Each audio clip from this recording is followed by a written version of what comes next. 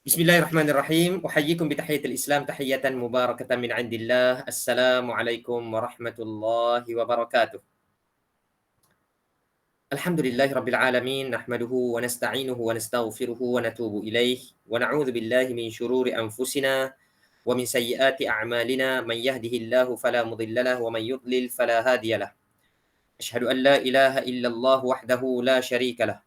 وأشهد أن محمدا عبده ورسوله اللهم صل على نبينا ورسولنا وحبيبنا وقدوتنا محمد وعلى آله وصحبه أجمعين رب اشرح لي صدري ويسر لي أمري واحلل عقدة من لساني يفقه قولي سبحانك يا الله لا علم لنا إلا ما علمتنا إنك أنت العليم الحكيم. Maha suci Engkau ya Allah, tidaklah kami ini ada ilmu melainkan apa yang Engkau ajarkan kami. Innaka antal alimul hakim, kerana sesungguhnya engkau sahajalah yang maha mengetahui lagi maha bijaksana. Allahumma aftah alaina hikmataka wa ansyur alaina min khazaini rahmatika ya arhamar rahimin. Allahumma allimna ma yanfa'una, ya Allah ajarkanlah kami apa-apa sahaja yang bermanfaat untuk kami, ilmu yang bermanfaat. Wanfa'na bima 'allamtana, dan jadikanlah kami bermanfaat hasil daripada apa yang engkau telah ajarkan kami. Wazidna ilma, dan tambahkanlah lagi kami dengan ilmu. Alhamdulillahi rabbil alamin. Amma ba'd. Alhamdulillah, syukur yang tidak terhingga Allah Subhanahu wa taala masih lagi pinjamkan nafas, kita boleh sedut dan hembus. Allah Subhanahu wa taala beri peluang untuk kita merasai segala nikmat selepas kita dapat hidup. Allah Subhanahu wa taala tambahkan lagi kita dilahirkan, kita hidup sekarang ni sebagai seorang hamba Allah yang beragama Islam, Muslim dan juga mukmin. Dan Allah Subhanahu wa taala berikan seluruh panca indera untuk kita rasa semua nikmat sedap, sihat, nikmat berkeluarga, keluarga yang bahagia, nikmat dengan gadget yang ada hari ini, kita dapat menikmati kelas-kelas secara online, tak perlu dah nak naik kereta susah payah tempuh hujan pergi ke tempat yang jauh ataupun dekat, kena keluar banyak tenaga, banyak wang hanya untuk menghadiri majlis ilmu yang kita suka. Tapi hari ini disebabkan kecanggihan teknologi, Allah Subhanahu Wa Taala boleh himpunkan kita dalam majlis ilmu, dan Allah, mudah-mudahan Allah Subhanahu Wa Taala tetap menyediakan malaikat yang mendoakan kita, tak putus-putus sepanjang kita berada dalam majlis ilmu. Mudah-mudahan Allah Subhanahu Wa Taala ampuni dosa kita, Allah Subhanahu Wa Taala berkati majlis kita, Allah Subhanahu Wa Taala pelihara kita, terutamanya dalam keadaan sekarang. Setiap orang dalam keadaan ketakutan. Kalau dia tak takut dengan Allah, dia takut dengan COVID-19. Jadi sekurang-kurangnya COVID-19, makhluk Allah ini yang paling halus ini, berjaya menakutkan ramai pihak, termasuklah orang-orang yang kafir, orang-orang yang kufurkan Allah Subhanahu Wa Taala.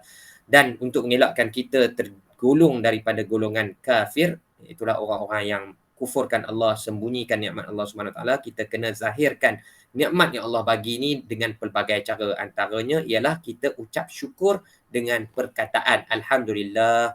Terima kasih Allah, terima kasih Prof, terima kasih semua sekali yang hadir.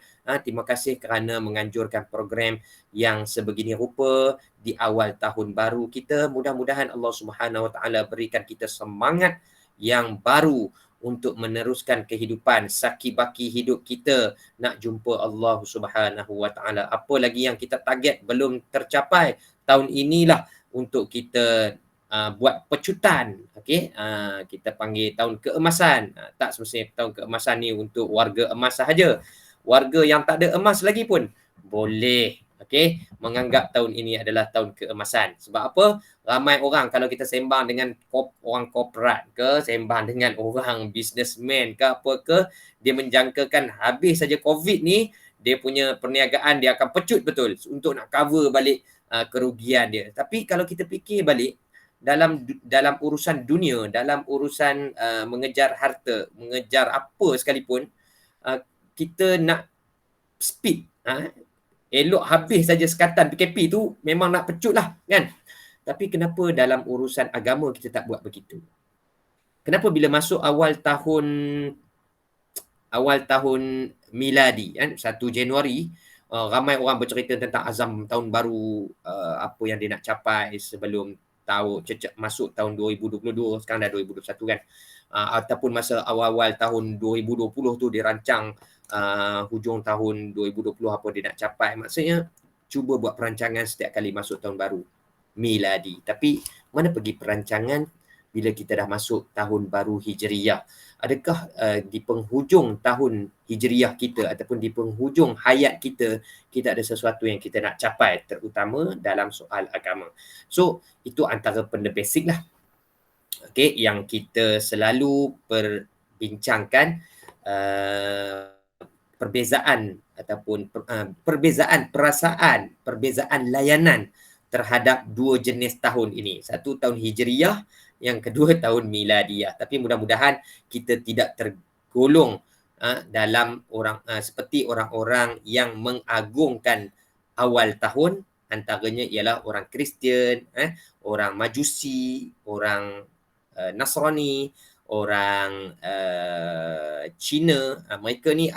Mereka juga ada kalender agama mereka, kalender budaya mereka, okey, kalender bangsa mereka, dan setiap kali masuk tahun baru ada sahaja perkara-perkara baru yang hendak dicapai ataupun kita panggil azam tahun baru. Kadang-kadang azam tahun baru tu pula dia berkaitan dengan nama tahun tersebut. Kalau kena dengan tahun yang membawa tuah, so dia akan seronok dengan tahun tersebut. Tapi kalau kena dengan tahun yang tidak membawa tuah, contohnya tahun babi kan, kita tak ada istilah tahun babi tu kan, tahun apa lagi, minta maaf cakap lah ya, tak ada yang geli kot dekat sini harap-harapnya lah. Sebab apa, kadang-kadang orang nak elak daripada mulut kotor, tak sebut babi, sebut khinzir, makna sama je. Dia bukan isu sebut tak boleh sebut, sebut tu tak sebut, Allah pun sebut al-khinzir dalam Quran. Tetapi yang tak boleh tu pegang, yang tak boleh makan, yang tak boleh berurus niaga, okey, menggunakan haiwan tersebut, bukannya tak boleh sebut. Kalau tak boleh sebut, Allah tak sebut dah dalam Quran kan. So samalah juga kita boleh sebut seperti biasa, tak ada masalah, tak perlu nak tukar alih bahasa ke apa ke.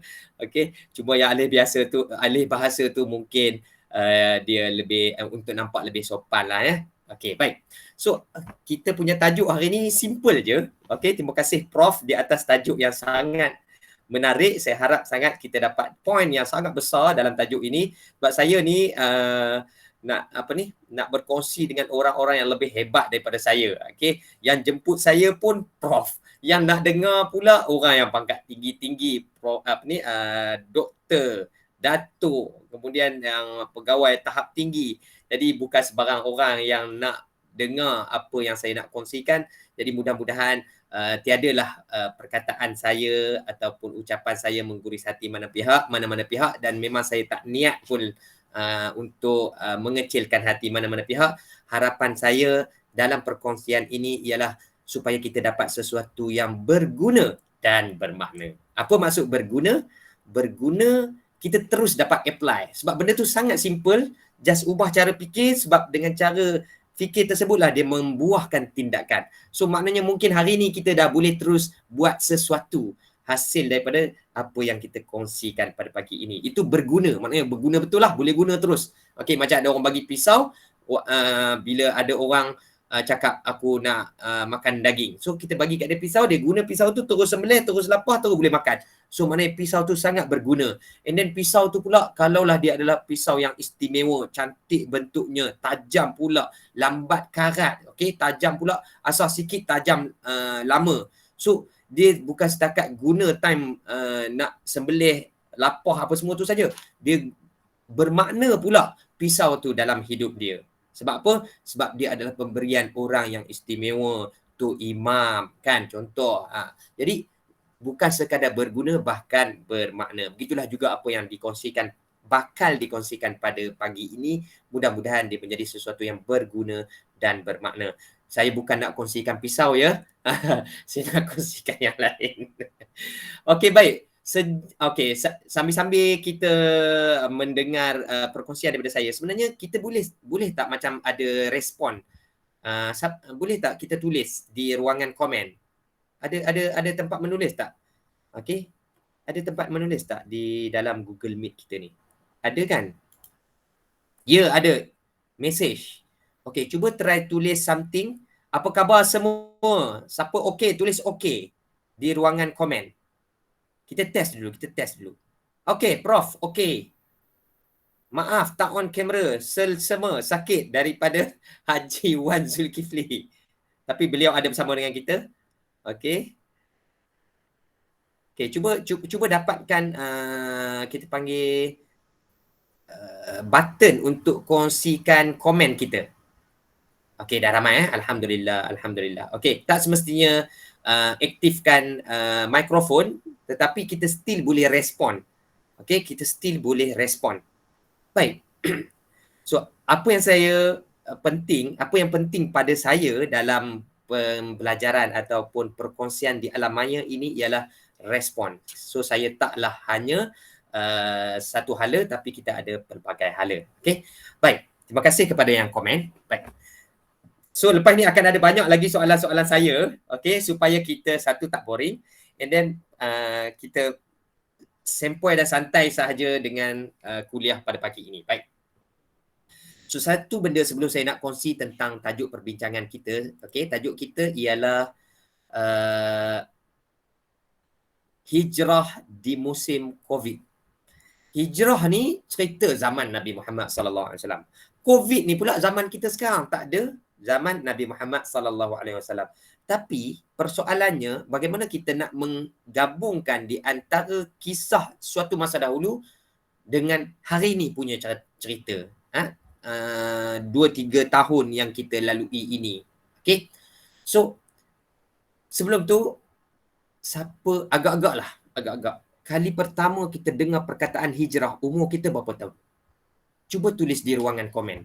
Kali pertama dengar perkataan hijrah, umur kita berapa tahun? Adakah waktu tu kita dah darjah 1 dengar perkataan hijrah dan kita faham makna dia? Boleh tak tulis di ruangan komen? Sejak umur berapa kita dengar dan tahu makna hijrah? Okey, darjah 1 sebab sekolah cuti. Umur 7 tahun daripada Prof. Okey, maknanya dah lama Prof study tentang hijrah. Sejak daripada darjah 1 sampai hari ni dah tahap Prof. Subhanallah. Okey, siapa pula ni? Saifun Nizam. Okey, sejak 7 tahun. Ini sama macam Prof. Okey, yang seterusnya. Ada tak yang lebih awal ataupun lebih lewat? Tingkatan 1 baru dengar tentang hijrah. Sebab apa? Masuk asrama, dipaksa datang kuliah ma'al hijrah ataupun pergi perarakan ma'al hijrah. Waktu tu baru dia dengar perkataan hijrah. Sebelum tu tak pernah dengar, kan? Okey, baik. Maknanya terlalu lama sebenarnya kita tahu, kita dengar perkataan hijrah. Tetapi dalam hidup kita, adakah kita pernah meluangkan masa untuk menghayati makna hijrah? Untuk menghayati maksud hijrah. Apa beza makna dan maksud? Makna hanya sekadar terjemahan. So kita boleh search dekat Google, tulis perkataan hijrah dalam bahasa Melayu ke, dalam tulisan Arab ke, dia akan keluar terjemahan, iaitulah perubahan ataupun perpindahan. Itu dari segi makna. Okey, maknanya kita dah tahu makna hijrah, iaitu pindah ataupun berubah. Tapi apakah maksud hijrah? Apakah yang Allah Subhanahu Wa Taala tuntut daripada kita tentang perubahan? Adakah kita hanya menyebut tentang hijrah tapi kita tak tahu pun Allah sebenarnya menuntut kita untuk berhijrah, untuk berpindah. Apakah maksud perpindahan yang Allah nak daripada kita, sebagaimana yang Allah Subhanahu Wa Taala izinkan Nabi Muhammad sallallahu alaihi wasallam dan juga para sahabat untuk berhijrah daripada Mekah ke Madinah. Jadi maksud itulah yang mahal sebenarnya. Semakin mendalam kita menghayati maksud hijrah, maka semakin banyaklah hikmah yang akan terhasil daripada proses kita memikir tentang apakah matlamat ataupun tujuan Allah Subhanahu Wa Taala menganjurkan kita semua untuk berhijrah. Okey, dan adakah hijrah ini mesti merujuk kepada tempat semata-mata? Berhijrah maksudnya berpindah daripada satu lokasi ke satu lokasi. Daripada Bacok duduk KB. Daripada Madinah patah balik Malaysia. Daripada Bangi duduk di Kelantan. Okey, daripada Alor pindah duduk di Negeri Sembilan, Seremban. Adakah itu makna hijrah? Ya, sebahagian daripada makna hijrah ialah merujuk kepada uh, lokasi. Tetapi yang lebih berharga sekali ialah hijrah perbuatan. So dalam musim COVID-19 ini, kalau kita perhatikan balik, sebenarnya kita melalui beberapa fasa. Walaupun COVID tu dia datang sekali, maknanya bermula daripada hujung tahun 2019 sampailah 2021 tak settle lagi. COVID tu tak settle lagi. Okey. Tapi sepanjang musim COVID yang lebih daripada 2 tahun ni, okey, sebenarnya kita telah melalui perubahan demi perubahan. Sebagaimana PKP berubah daripada fasa demi fasa, okey, sebagaimana kerajaan menetapkan fasa untuk pelan pemulihan untuk keluar daripada musibah yang melanda ni, begitu juga dalam hidup kita, kita perlu menentukan fasa untuk berjumpa dengan Allah Subhanahu wa taala. So, adakah kita melihat perubahan dalam diri kita sepanjang COVID? Apakah perbezaan sebelum COVID dan ketika COVID dalam diri kita? Okey, ataupun kita hanya melihat perbezaan yang nyata. Contoh, disebabkan kita seorang businessman, kita nampak perubahan dalam bentuk digit. Okey, sebelum COVID banyak untung. Ketika COVID kurang untung. Ada tahap muflis, ada tahap sampai kena let go dia punya syarikat, kena berhentikan staff, kena berhenti kerja, kena segala-gala. Maknanya benda tu nampak jelas. Okey, nampak jelas. Tapi ada unsur yang kita tak nampak dengan jelas. Perubahan yang berlaku sebelum dan ketika COVID, dan mudah-mudahan selepas COVID nanti pun akan ada perubahan. Dan setiap kali ada perubahan tersebut, apakah yang kita harapkan? Sebagai manusia biasa, dah tentu kita mengharapkan setiap kali perubahan mestilah berubah ke arah yang lebih baik. Tak ada siapa pun atas dunia ni kalau berubah, dia nak berubah kepada yang lebih tak baik. Kan? Kalau dia tukang masak sekalipun, dia nak 3 kali masak, mesti berbeza. Masak kali pertama, rasa dia sedap 10%. Masak lagi kali kedua, takkan dia nak ulang balik dengan benda yang sama. Mesti dia nak improve. Dia tambah garam sikit ke, dia tambah yang lain sikit ke, supaya apa? Contohnya tom yum yang dia buat awal kali pertama tu, membuatkan orang rasa bertambah kick. Contoh, mungkin dia tambah sesuatu. Sebab apa? Nak jadi lebih baik. Kali kedua dia buat-buat, dia hidang kat family dia. Family dia setakat cakap, sedapnya. Berapa kali dia orang ulang? Setakat 2 kali cakap sedap. Bila kita tengok dia orang tambah ke tak tambah? Tak tambah pun tom yum yang aku buat. So kali ketiga kita buat yang lagi padu. Kita study mungkin dalam YouTube, kita tanya kawan kita, pergi lepak dekat belakang dapur restoran tom yum dekat dengan rumah kita nak dapatkan resipi tom yum yang sedap tadi tu. Kemudian barang-barang yang penting kita beli untuk tambah lagi dalam resipi kita. Masuk yang kali ketiga, kita buat tom yum, kita ada perubahan. Perubahan apa? Perubahan yang lebih baik. So bila kita hidang, mereka bukan ahli keluarga bukan setakat cakap sedap, sampai ke tahap ulang-ulang tambah kita punya tom yum tersebut. Menunjukkan apa?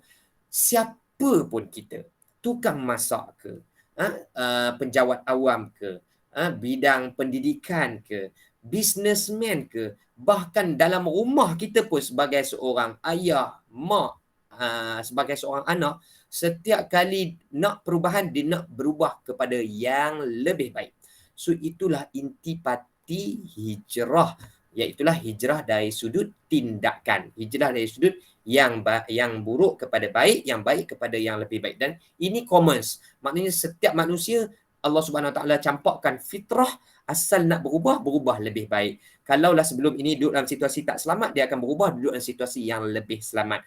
Kalaulah sebelum ni gaya hidup dia penuh dengan penuh dengan perkara yang berbahaya, cara dia makan, cara dia keluar rumah, cara dia salam orang, semua berbahaya. Hari ni dia ambil pendekatan untuk elak bahaya apa? Dia pakai face mask, dia selalu basuh tangan, dia selalu sanitize. Jadi segala langkah-langkah tersebut sebenarnya untuk mengelakkan daripada terkena bahaya. Sedar atau tidak, sebenarnya kita telah pun melakukan perubahan. Kita telah pun berhijrah sebelum satu hijrah. kita telah pun merubah cara hidup kita daripada sebelum PKP kepada selepas PKP itu dengan cara hidup yang lebih baik. Sebelum ni mungkin kita tak ambil berat soal kesihatan, tapi disebabkan COVID kita ambil berat soal kesihatan, kita ambil berat tentang info kesihatan. Kita selama ni tak pernah tahu pun selok-belok cerita tentang virus sebab kita bukan pun bidang perubatan, bukan bidang kesihatan, tapi disebabkan lambakan maklumat, lambakan informasi tentang virus ini, maka berlaku perubahan dalam diri kita, kita pun makin tahu tentang dunia tersebut. Tapi persoalannya, adakah pengetahuan yang bertambah mengubah cara hidup kita? Apakah pengetahuan yang makin banyak Allah berikan kepada kita mengubah cara fikir kita? Okey, sebab cara fikir inilah yang sangat berharga. Apakah yang saya nak maksudkan? Yang saya nak maksudkan ialah cuba kita nilai antara benda fizikal, antara perkara yang kita nampak hari ini berkaitan dengan COVID, kita gandingkan, kita nilaikan dengan cara hidup kita dengan Allah Subhanahu wa Ta'ala. Kalaulah selama ini kita sangat takut dengan tangan yang kotor, mungkin sebelum COVID kita tak heran pun nak basuh tangan kerap, nak hand sanitize, kan?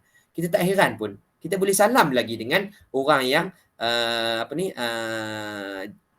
yang pungut sampah. Okey, sebab apa?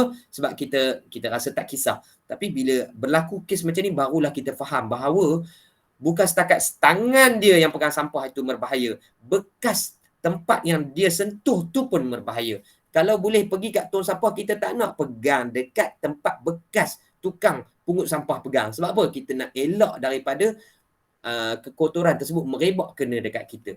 So, sama jugalah dalam soal agama.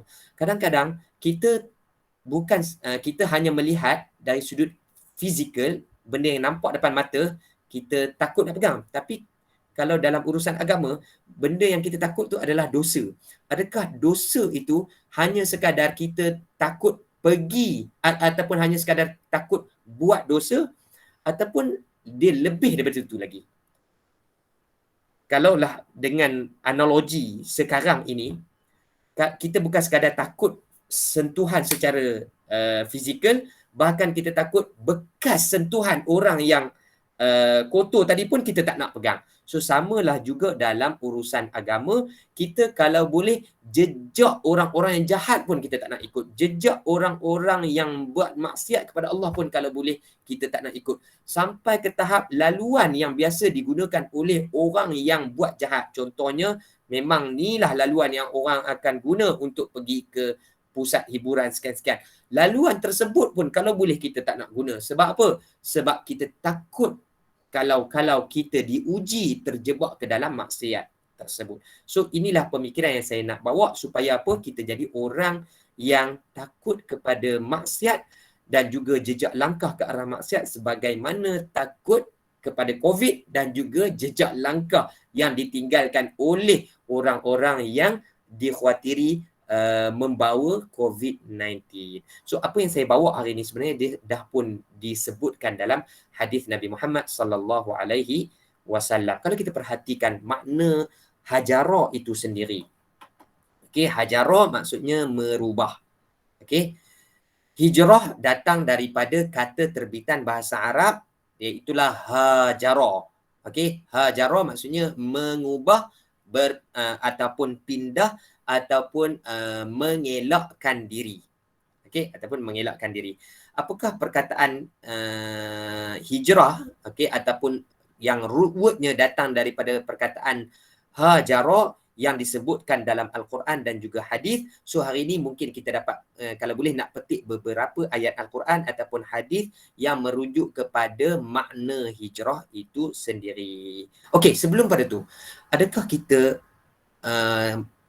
adakah kita rasa ataupun kita sangka bahawa setiap kali masuk satu Muharram itulah hari Nabi Muhammad sallallahu alaihi wasallam berhijrah daripada kota Madinah daripada kota Mekah ke Madinah. Okey, menyebabkan setiap kali masuk saja awal Muharram, tahun baru hijrah, kita pun terbayang cerita tentang hijrahnya Nabi Muhammad sallallahu alaihi wasallam dengan para sahabat. Okey, kalaulah kita ada cara fikir ataupun kita ada maklumat sebegitu rupa, kita kena padam sekarang. Kita kena padam sekarang. Sebab maklumat tersebut salah. Connection tersebut tak kena. Okey, kalau betul-betul nak bercerita tentang peristiwa hijrah Nabi Muhammad sallallahu alaihi wasallam, kita kena bercerita semasa bulan Rabiul Awal dan juga Rabiul Akhir. Kerana itulah bulan berlakunya proses hijrah. Para sahabat dan juga Nabi Muhammad sallallahu alaihi wasallam sebagai rombongan yang bertolak daripada awal Rabiul Awal dan sampai pada 12 Rabiul Awal hari Isnin sampai di Madinah. So, hari ketibaan Nabi Muhammad sallallahu alaihi wasallam di Madinah dalam proses hijrah ialah 12 Rabiul Awal.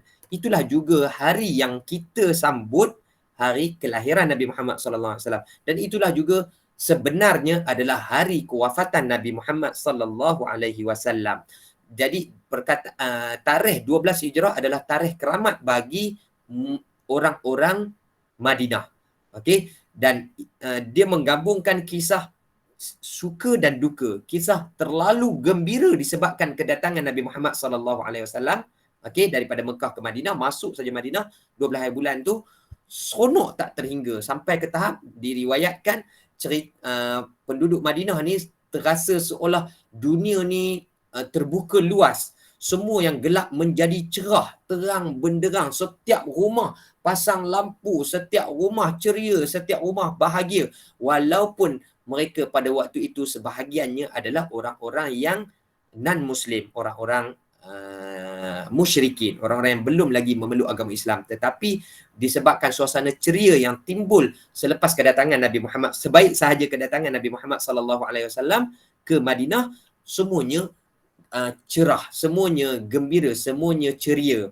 Berbeza dengan tarikh yang satu lagi, tetapi pada tahun yang seterusnya, pada tahun ke-10 Hijrah. Pada tarikh 12 Rabiul Awal juga Allah Subhanahu Wa Taala mewafatkan Nabi Muhammad sallallahu alaihi wasallam, dan berlakulah peristiwa sebaliknya. Penduduk Madinah yang selama ini hidup dalam keadaan bahagia, seronok, tiba-tiba menjadi hari yang begitu menduka citakan, sehingga ada riwayat menceritakan tidak ada hari yang paling gelap bagi penduduk Madinah melainkan hari kewafatan Nabi Muhammad sallallahu alaihi wasallam. Jadi itu sebenarnya kalau nak cerita tentang kisah hijrah, okey, maknanya kena tunggu bulan Rabiul Awal dengan Rabiul Akhir. So bulan hijrah ni, 1 Muharram ni sebenarnya nak cerita tentang apa? Cerita tentang hakikat hijrah. Itu yang sebetulnya. Dan berapa banyak hadis Nabi Muhammad sallallahu alaihi wasallam bercerita tentang hakikat hijrah. Antaranya ialah mansal al-muhajiruna man hajarallahu ma nahallahu anhu. Orang-orang yang berhijrah sebenarnya ialah orang-orang yang melarikan diri, mengelakkan diri daripada melakukan apa sahaja yang Allah Subhanahu Wa Taala tegah. Itulah makna hijrah yang sebenar. Sebab apa?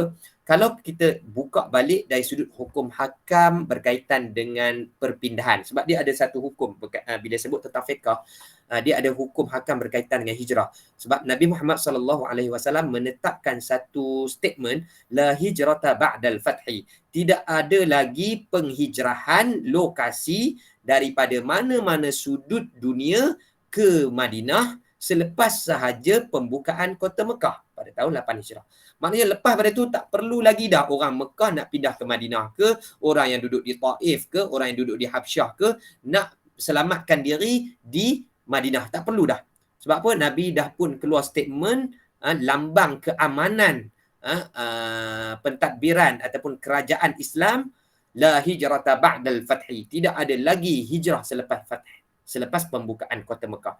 Jadi menunjukkan bahawa kita tidak lagi disyariatkan untuk berpindah, untuk berhijrah dengan makna lokasi, dengan makna berhijrah tempat.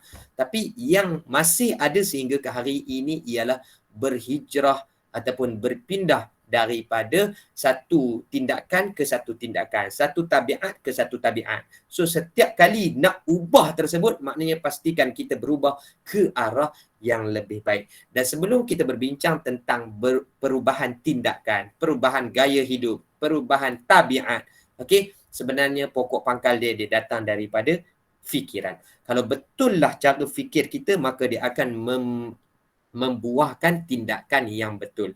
Kalaulah salah ataupun kita channelkan kita punya cara fikir kita ataupun kita sempitkan cara fikir kita hanya sekadar perubahan fizikal, perubahan material, perubahan benda yang boleh dinampak, perubahan yang berbentuk keduniaan, maka kita sebenarnya kerugian perubahan yang sangat besar yang Allah tuntut, iaitulah perubahan dari sudut hubungan kita dengan Allah Subhanahu Wa Taala, perubahan dari sudut akhirat kita. Sebab apa? Perubahan dunia ni dah banyak orang bincang. Okey, ambillah pakar apa sekalipun, dia akan sebut tentang perubahan jelas, nyata dan ramai orang ikut. Tapi perubahan ke arah akhirat, perubahan nak menuju Allah Subhanahu Wa Taala, inilah yang jarang-jarang disebut. Dan saya nak bawa satu analogi yang mudah untuk kita sentiasa berada di landasan dan kita sentiasa meninjau perubahan yang kita lakukan. Okey, hidup kita ni ibarat satu track, satu jalan, dan setiap hari kita minta supaya Allah Subhanahu Wa Taala menunjukkan kita jalan. So jalan ni dia ibarat jalan yang kita nampak depan mata lah. So apa analogi jalan yang kita nampak depan mata? Okey, ada tak jalan di atas dunia ni, okey, jalan di alam nyata ni yang tidak ada nama? Ada tak? Jalan yang tidak ada nama? Mustahil. Kerajaan mana pun bila dia buat jalan, walaupun jalan tu di corok-corok kampung, mesti ada nama. Kalaulah kerajaan tak letak nama, orang kampung akan letak nama kepada jalan tersebut. Okey, setuju tak dengan saya? Setiap jalan mesti ada nama. Okey, so kita dah pegang satu point, setiap jalan mesti ada nama.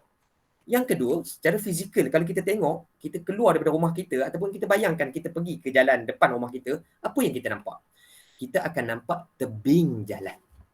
Tebing jalan tu mesti ada sebelah kiri satu, sebelah kanan satu. Mungkin tebing jalan tu, kalau dekat highway, dia akan letak besi divider, keras. Tak ada orang boleh mudah-mudah langkah jalan. Ada jalan yang dia letak sampai pagar tinggi, ada letak benteng. Okey, kalau dekat Palestin dia letak kubu terus kan. Jalan raya kiri belah kanan sini ada kubu, belah sini pun ada kubu. Jalanlah antara dua kubu tersebut. Baik. So mesti ada dua sempadan, kiri dan kanan. So analogi yang kedua, setiap jalan mesti ada sempadan antara kiri dan kanan. Baik. Yang seterusnya, setiap jalan mesti ada permulaan dan penghujung. Okey, setiap jalan mesti ada permulaan dan penghujung.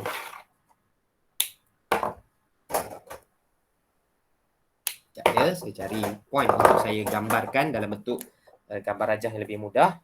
Yang pertama mesti ada nama, yang kedua mesti ada sempadan, yang ketiga adanya mula dan akhir. Okey. Untuk melalui jalan tersebut mesti ada langkah. Kalau naik kereta maknanya mesti ada pergerakan roda ataupun tayar. So ada 4 konsep ataupun hakikat tentang jalan. Okey, sebagaimana yang saya tunjukkan. Mesti ada nama, mesti ada sempadan kiri dan kanan, mesti ada mula dan akhir. Okey, kalau kita kata di bawah ni kita mula, maka dekat sinilah penghujung dia. Okey, kalau kita kata mula dekat sini, penghujung dia dekat sini. Okey, dan jalan tersebut mesti ada yang melangkah. Okey, maknanya kita yang berada di atas jalan tersebut, kalau nak lalui jalan tersebut, langkah, dan setiap langkah tu maksud dia ialah langkah ke hadapan. Kalau langkah ke belakang, maknanya kita tak ikut sunnatullah dalam melalui perjalanan. Okey, sama ada jalan hidup yang nyata ataupun jalan hidup kita menuju Allah Subhanahu Wa Taala. Jadi, baik. So, apa yang saya nak bawa di sini ialah inilah hijrah. Setiap langkah kita adalah perubahan. Cuma hari ni langkah tersebut ramai orang dia hanya fikir dari sudut keduniaan. Langkah untuk capai 1 juta dalam bisnes. Langkah untuk capai PhD kedua. untuk dapat master, untuk degree, untuk naik pangkat, untuk sekian-sekian. Ada langkah dia. So, itulah penghijrahan yang dia buat untuk capai dia punya matlamat tersebut. Persoalannya, dalam hidup kita sebagai seorang Islam, maknanya kita kena tahu jalan yang kita lalu tu, nama dia apa? Jalan Islam. Okay, ni nama kan? So, nama jalan yang kita lalui ini ialah jalan Islam. Sebab itulah kita sebut ihdinas siratal mustaqim. Ya Allah, tunjukkanlah kami jalan yang lurus. So ini adalah gambaran jalan yang lurus. Kalau saya buat bengkang bengkok, maknanya tu bukan jalan yang lurus secara fizikal. Secara nyata dia bukan jalan yang lurus. So ini adalah jalan yang lurus. Baik, setiap jalan yang lurus tadi tu adanya nama. So nama untuk jalan hidup kita adalah Islam. Syariatnya Islam. Agamanya Islam. Itulah jalan kita. Baik, apakah pula sempadan kiri dan kanan yang menjadi penghalang untuk kita tak terkeluar daripada tembok ataupun sempadan jalan tersebut? So, dalam hidup kita sebagai seorang mukmin, seorang Muslim, Allah Subhanahu Wa Taala memang dah sediakan pun dua benteng, dua divider tadi, iaitulah Al-Quran dan juga sunnah Nabi Muhammad sallallahu alaihi wasallam. So, kita boleh katakan kalaulah belah kanan Quran, belah kiri adalah sunnah Nabi Muhammad sallallahu alaihi wasallam. So Quran dan sunnah menjadi benteng, menjadi penghalang daripada kita terjerumus, kita terkeluar daripada landasan sebenar. So tugas kita ialah mencari manakah dia sempadan yang ditunjukkan oleh Allah Subhanahu Wa Taala dalam Al-Quran dan sunnah. So proses untuk belajar, mengkaji Al-Quran dan juga hadis, sebab dia dah pun digezetkan oleh Allah Subhanahu Wa Taala sebagai sempadan yang akan menghalang kita daripada terkeluar daripada jalan yang sebenar. Ini proses belajar tersebut adalah panjang. Sampai bila-bila? Sampailah kita menghembuskan nafas yang terakhir. Walaupun usia kita dah mencecah 70-an, 80-an, kita masih memerlukan Al-Quran dan As-Sunnah. Kita masih lagi memerlukan kefahaman apa yang Allah SWT nak cerita dalam Quran dan juga Sunnah supaya kita tidak terbabas keluar. Baik, selesai. So kita dah tahu nama, kita dah tahu sempadan, dan sekarang ni kita nak tahu dekat mana permulaan jalan ini, jalan agama kita, jalan Islam kita, dan apakah penghujung jalan kita. Okey, permulaan jalan kita sebenarnya telah pun disetkan oleh Allah Subhanahu Wa Taala sejak di alam roh. A'udzubillahi minasyaitonir rajim. Wa idh akhadha rabbuka min bani adama min zuhurihim wa ashhadahum ala anfusihim. Dan tatkala akhadha rabbuka min bani adam, Allah Subhanahu Tuhan kamu semua mengambil MOU, perjanjian dengan seluruh Bani Adam, seluruh cucu cicit keturunan Nabi Adam. Wa ashhadahum ala anfusihim, dan Allah Subhanahu Wa Taala mengambil penyaksian tersebut ke atas diri mereka sendiri, iaitulah keturunan Nabi Adam tadi ni. Pada ketika mereka di awal-awal penciptaan dalam bentuk roh, Allah Subhanahu Wa Taala bertanya kepada semua sekali dalam perhimpunan tersebut, alastu bi rabbikum? Bukankah aku ini adalah pencipta kamu semua, Tuhan kamu semua, pemilik, pentadbir, pemberi rezeki, penghidup kamu semua? Qalu, pada saat itu semua roh-roh menjawab, bala, ya Tuhan kami. Bala, kamulah Tuhan kami, kamulah pencipta kami, pemberi rezeki, penghidup kami. Tapi selepas daripada kita dihidupkan di bumi, di dunia ini, dilahirkan ke dunia, ramai yang lupa tentang penyaksian tersebut. Sebab itulah perlunya penyaksian, perlunya refresh kita punya penyaksian dalam solat. Kan dalam tahiyat kita akan sebut asyhadu an la ilaha illallah wa asyhadu anna muhammadar rasulullah. Aku bersaksi bahawa tidak ada Tuhan yang layak disembah, yang layak untuk aku persembahkan setiap amal ibadah aku, melainkan hanyalah kepada Engkau ya Allah. Dan aku juga bersaksi bahawa Nabi Muhammad kekasihmu, Nabi Muhammad sebagai utusanmu, untuk aku jadikan dia sebagai petunjuk ataupun guide dalam hidup aku. Baik. So kita dah declare benda tu. Baik. So permulaan kita ialah sejak alam roh, Okey, inilah permulaan kita dan secara nyata permulaan kita ialah sebaik sahaja kita baligh. Sebaik saja kita balik, Allah dah bebankan kita untuk mengikuti jalan ini. Kalau kita tak ikut jalan ni, maknanya penghujung dia kita tak akan jumpa. Sebab apa? Kok mana pun kita akan kembali berjumpa dengan Allah Subhanahu Wa Taala. Tapi siapa yang tak tahu bahawa permulaan dia ialah dia mengaku bahawa Allah lah Tuhan dia dan penghujung dia ialah dia jumpa Allah, okey, sama ada perjumpaan tersebut di akhirat ketika di padang mahsyar ketika hisab, di padang mahsyar ketika hisab, ataupun perjumpaan tersebut di dalam syurga Allah Subhanahu Wa Taala. Berbeza-beza mengikut bagaimana cara kita melalui jalan ini. Kalaulah kita terbabas daripada jalan agama ini, dah tentu hijrah kita tadi ni hijrah ke arah yang lebih buruk. Sebab apa? Sebab kita terbabas. Ibarat kata orang yang nak balik kampung, bawa laju sangat, terbabas, jatuh gaung. So penghujung dia apa?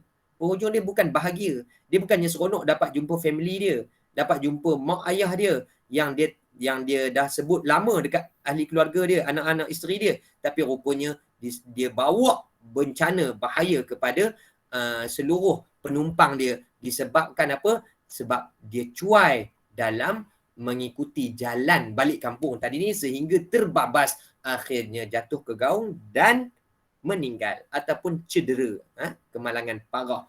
Sebabkan bukan matlamat yang dia nak tadi tercapai, tapi sebaliknya pula yang tercapai. So begitulah setiap orang yang ada di atas dunia ni, setiap langkah dia adalah hijrah, tapi kalaulah dia masih berada di atas jalan ini, maka penghijrahan dia adalah penghijrahan yang baik. Tapi kalaulah dia keluar daripada sempadan ini, maka sebenarnya dia mengundang musibah, walaupun dia merasakan bahawa dia selesa. Makin hari makin selesa, makin hari makin hebat hidup dia, makin bahagia. Tapi rupanya kalaulah bukan di atas jalan ini, maka dia bukan bahagia yang sebenar. Bahagia dia hanyalah bahagia yang sementara. Takut-takut kalaulah Allah Subhanahu Wa Taala matikan dia dalam keadaan dia tidak pun redha Allah Subhanahu Wa Taala Tuhan dia, dan Allah Subhanahu Wa Taala pula tidak redha dia adalah hamba kepada Allah Subhanahu Wa Taala, maka alangkah ruginya orang tersebut. Walaupun dia telah diberikan segala bentuk nikmat, nak pangkat Allah bagi, nak harta Allah bagi, nak apa lagi, semuanya Allah bagi, nak anak semua Allah bagi, nak anak berjaya ke semua Allah bagi, tapi rupa-rupanya makin hari makin jauh dia dengan Allah Subhanahu Wa Taala. Sebab apa? Sebab dia lupa sebenarnya kalaulah dia seorang Muslim, seorang mukmin, di penghujung jalan kita adalah jumpa Allah. So apakah persediaan kita nak jumpa Allah? Itulah cara pemikiran yang akan membuatkan kita mengorak langkah untuk berhijrah ke arah yang lebih baik. So saya harap sangat perkongsian pada pagi ini membuka minda kita semua untuk jadi seorang yang lebih gemar mentelaah Al-Quran, walaupun bukan di dalam dewan kuliah, dalam majlis ilmu, dalam masjid, dalam surau. Sebab hari ini kalau kata kita ni gemar Al-Quran, kadang-kadang kita gemar Al-Quran tu kalaulah ada suasana. Betul tak? Ini pun cabaran juga ni. Sebenarnya COVID-19 menguji adakah kita betul-betul cinta dekat Al-Quran. Okey, kalaulah dulu kita kata kita cinta Al-Quran, kita pun selalu pergi kuliah tafsir. Okey, hari ni kuliah tafsir dah tak ada kat masjid, tak ada kat surau. Habis tu kat mana ada? Dalam online. So adakah kita join kelas-kelas online? Okey, katakanlah kita join sikit saja. Sebenarnya masa luang yang masa selebihnya yang terluang, adakah kita guna untuk Al-Quran ke kita guna untuk benda lain? So dekat sini menguji kita sebenarnya buat perubahan atau tidak. Kita berhijrah ataupun tidak. Kalau sama saja, maknanya tak ada perubahan. Tak ada langkah yang berlaku. Kita sebenarnya statik di atas jalan tersebut. Tidak ada langkah, maka tidak ada perubahan. So konsep yang saya nak bawa pada pagi ini sebenarnya untuk kita faham betul-betul makna langkah ini. Tak mungkin kita dah masuk highway, bila sampai saja, lepas saja bayar tol, kita tunggu dekat tepi tu sampai malam. Daripada pagi sampai malam. Mak tanya, adik-beradik yang tunggu kita, Along, kat mana dah tu? Baru lepas tol. Kat mana? Betul-betul lepas tol. Tadi telefon duduk kat situ juga. Sekarang pun duduk kat situ juga. Kenapa? Tak ada apa saja. Kenapa tak jalan? Nampak tak? Kalaulah dalam logik tentang dunia, kita akan rasa benda ni tak logik. Kau cakap nak balik kampung, elok masuk highway, bayar tol, engkau duduk statik kat situ, nak buat apa?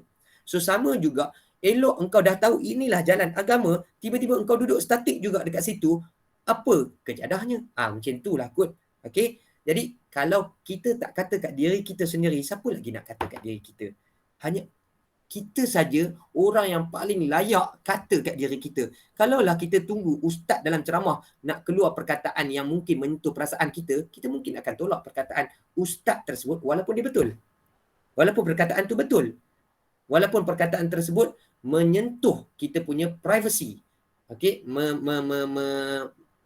ibarat kata mengetuk kita, mengetuk pintu hati kita. Tapi disebabkan dia kata kat kita, kita tak boleh terima kadang-kadang pada peringkat awalnya. So jalan yang terbaik ialah kita kena luangkan masa sekurang-kurangnya satu hari sekali untuk duduk sejenak dengan diri sendiri dan cuba kata dekat diri sendiri. Cuba cakap, Aziz, aku tengok kau ni macam tak gerak je. Kan? Kalau bak duit kau laju. Tapi sebenarnya apa kau slow. Nampak? Kita kata kat diri kita sendiri. So perkataan-perkataan tersebut akan mengetuk minda dan juga minda fikiran kita dan juga hati perasaan kita supaya berubah. Kita tidak jadi hanya orang yang statik di atas jalan agama kita. So perlukan langkah, dan langkah inilah yang kita maksudkan sebagai perubahan. Okey, setiap kali kita faham konsep ini, okey, tak kiralah kita ni dalam suasana COVID ke, luar COVID ke, sebab dia ada 3 fasa kaitan dengan COVID ni kan. Sebelum COVID, ketika COVID, dan tak lama lagi selepas COVID. So apa perubahan yang berlaku? Kalau orang kerajaan, dia akan fikirlah tentang rakyat, tentang nak menguruskan negeri, negara. Tapi kalau kita nak menguruskan agama kita, so apa perubahan yang kita buat antara sebelum dengan ketika dan juga selepas. Mudah-mudahan perancangan yang kita susun hasil daripada apa yang kita bincangkan hari ini membuahkan hasil yang sangat berguna dan bermakna. Saya bukan mengajar untuk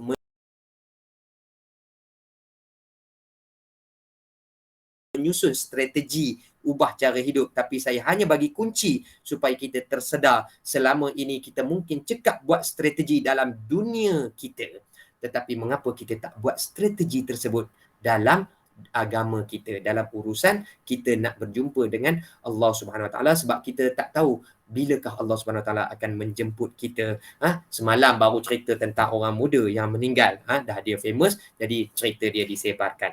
Padahal cerita orang lain yang hebat-hebat banyak lagi sebenarnya, tapi tidak diviralkan. Jadi mudah-mudahan kita tidak hanya menjadi orang-orang yang mengikuti arus informasi hari ini. Kita tahu kita nak duduk dekat mana, dan kita tahu nak pergi ke mana, dan kita tahu bagaimana cara untuk melangkah, dan ada panduan yang Allah SWT dah sediakan, iaitulah Quran dan Sunnah. Mudah-mudahan perkongsian pada pagi ini memberi cetusan yang begitu mendalam dalam hati kita, dalam fikiran kita, untuk mengkaji, untuk mentelaah, untuk menghayati, mentadabbur Al-Quran dan juga hadis Nabi Muhammad SAW selepas ini, insya-Allah. Jadi saya rasa cukuplah sekadar itu perkongsian pada pagi ini. Terima kasih banyak-banyak kepada Prof Syahnur, dan juga kepada semua sekali yang sudi hadir bersama-sama, dan mudah-mudahan Allah Subhanahu Wa Taala berkati kita semua. Yang mana yang sikit Allah perbanyakkan, yang sikit sentiasa terasa cukup. Allah Subhanahu Wa Taala pelihara kita terutamanya daripada COVID-19 dan apa jua jenis musibah,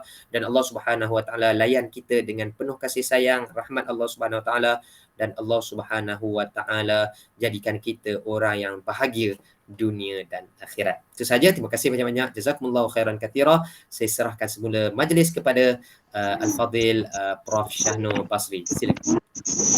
Terima kasih. Ada soalan? Ada sahabat-sahabat nak soal? Silakan. Okey.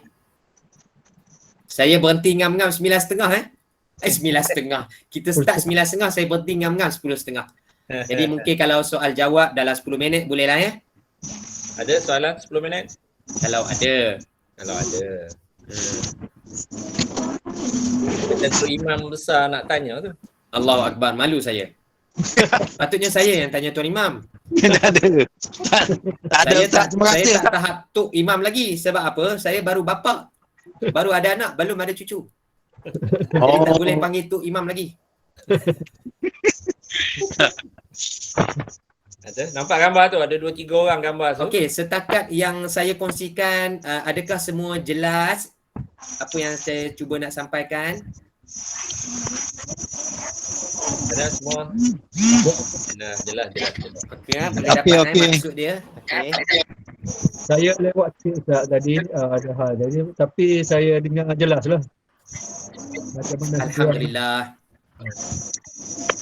Siapa tu? Nak tanya tadi? Siapa? Masya Allah, ada baby turut serta. Cuti. Cucu. So kita punya setiausaha masjid. Masya Allah. Ahlan wa sahlan. Setiausaha masjid. Tu Wan Zul tu nampak tu? Nampak Wan Zul? Tu Nampak? Wakil Ketua Polis Kelantan. Nanti lepas ni kalau saya sampai Kelantan, bolehlah saya singgah kalau dekat Kelantan apa? IPD yang KB tu? IPK. IPK. Boleh Ustaz, beres. Kan ada. Saya pun boleh juga. Cikgu dia nak minta surat ni je, rentas negeri cikgu. Itulah. Okey, terima kasih Ustaz. Ya, Terima sama-sama kasih, kasih juga. Okey. Terima kasih Ustaz. Ada apa lagi? Tak ada?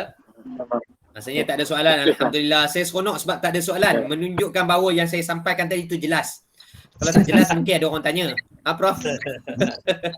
Prof lagilah tahulah kan berkaitan dengan mengajar ni. Anak murid banyak tanya, maknanya kita dia cuba syarah dia tak faham. Bila dia faham tu dia tak tanya lah. Bila dia dah faham dia tak tanya dah lah. Kelas dewasa Ustaz. Ya? Tak ada soalan. Kelas dewasa. Kelas dewasa tak tahu tanya. Ya, betul. Okey. Kalau tak ada apa, okey Datuk. Okey. Kita ucap terima kasih banyak kepada ni. Ustaz Abdul Aziz. Abang Jid, orang panggil dia Abang Jid ni. Saya sebenarnya kenal dia lama di Madinah lagi. Dah dekat 11 tahun. Dia masa tu pelajar lagi. Masa tu kecil lagi Dia muda lagi. Lepas tu dia selalu tidur rumah saya di Madinah. Dia tak suka tidur hostel. Tak tahulah kenapa Prof.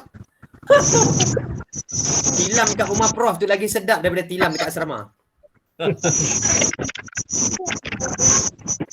Okey, terima kasih banyak. Itu saja. Wabillahi taufiq wal hidayah. Wassalamualaikum warahmatullahi wabarakatuh. Waalaikumsalam warahmatullahi wabarakatuh. Dengan lebih keras surat. Asyhadu an la ilaha illa anta astaghfiruka wa atubu ilaik. Subhanakallahumma wa bihamdika asyhadu an la ilaha illa anta astaghfiruka wa atubu ilaik. Walhamdulillahirabbil alamin. Yes.